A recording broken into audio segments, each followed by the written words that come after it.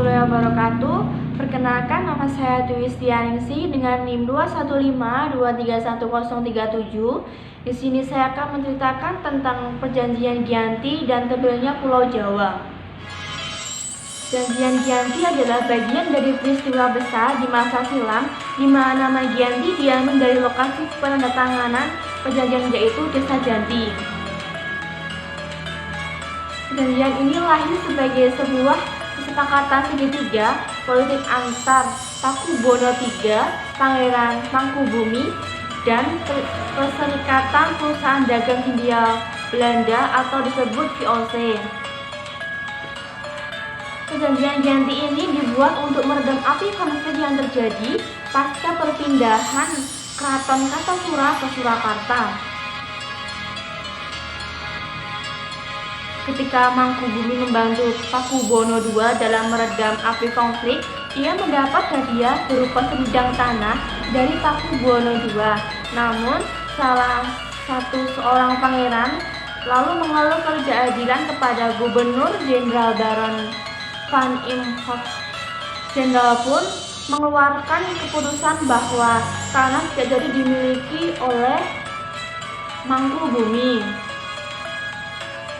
Setelah mendengar berita tersebut, Mangkubumi pergi meminta izin kepada Pakubono II dan ia mendapatkan 3.000 ril. Nah, pada saat ini terjadi pecah perang Mangkubumi dan puluhan ribu prajurit Kompani Jawa tewas. Perlawanan ini mendorong Gubernur VOC Jawa Utara Nicholas Hatin mengambil sikap untuk menyelamatkan daerah operasionalnya.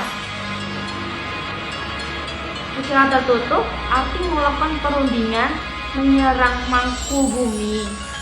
Pada 23 September 1754, nota kesepahaman antara VOC dan Mangkubumi. Pelaksanaan dan nota tersebut disampaikan pada Pakubono III, sang pengganti Pakubono II. Pada tanggal 4 November 1754, Pakubono III menyatakan persetujuannya terhadap hasil perundingan kepada Gubernur Jawa Utara dengan Mangkubumi. Dalam pernyataan itu disampaikan oleh Pakubono III kepada Gubernur Jenderal VOC. Kesepakatan ini mendorong sebuah perjanjian besar yang ditandatangani di Desa Giyanti.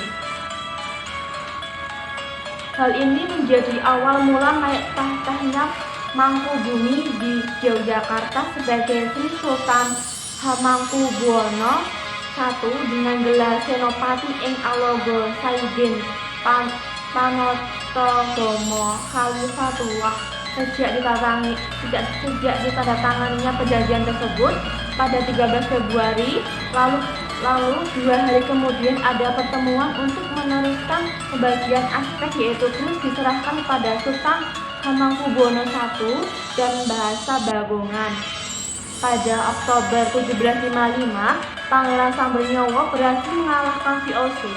Kemudian pada Februari 1756, ia hampir membakar keraton di Yogyakarta yang baru saja dibangun.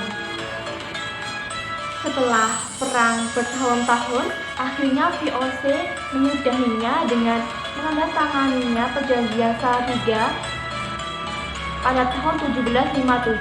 Hal ini membuat tanah Jawa kembali terbagi. Pada penelitian ini sepakati bahwa Pangeran Sambernyowo mendapatkan sebagian wilayah Kasunanan Surakarta dengan kekuasaan yang dikenal Kadipaten Mangkunegara. Pangeran Sambernyowo pun naik tahta dengan gelar Kanjeng Gusti Pangeran Adipati Arya Mangkunegara Senopati ing Alogo Satriya Mataram Surakarta Adiningrat. Kesebelahan ini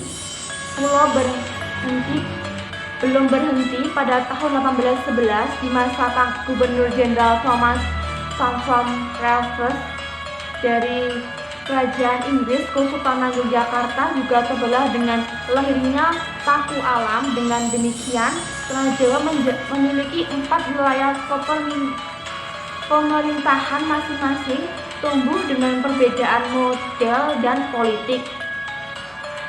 Nah, dari masa etnika Sunan Surakarta dan Kadipaten Mangkubuwono menjadi subur cagar budaya, sedangkan Yogyakarta yang di dalamnya mendapat pakualaman menjadi daerah istimewa. Terima kasih. Maaf bila ada salah kata, mohon dimaafkan. Sekian, wassalamualaikum warahmatullahi wabarakatuh.